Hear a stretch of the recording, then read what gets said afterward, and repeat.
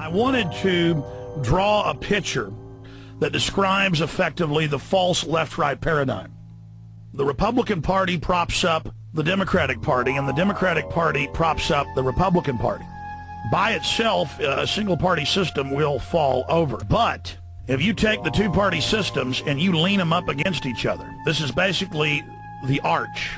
Their force going together keeps them together and makes it become a very strong, stable platform on which they can build their hierarchical New World Order system.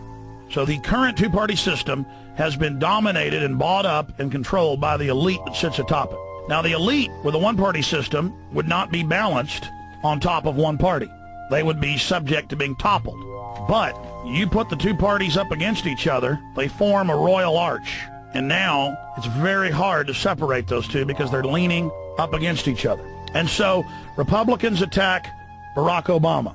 And then the Democrats attack John McCain. And then the population who's down here is trained to see John McCain as representing them personally, as being their daddy, of where their personal power comes from, of their camp, their brand name, their brand of soda.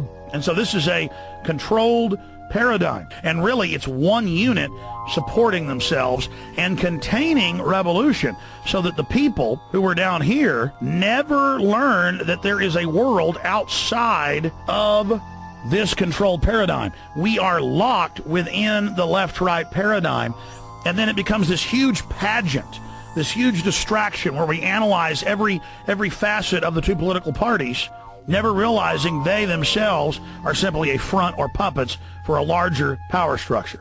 And then they can limit the scope of differences, which, if you look at it, there's almost no difference between the two, instead of getting the people to look outside the box at the wider world.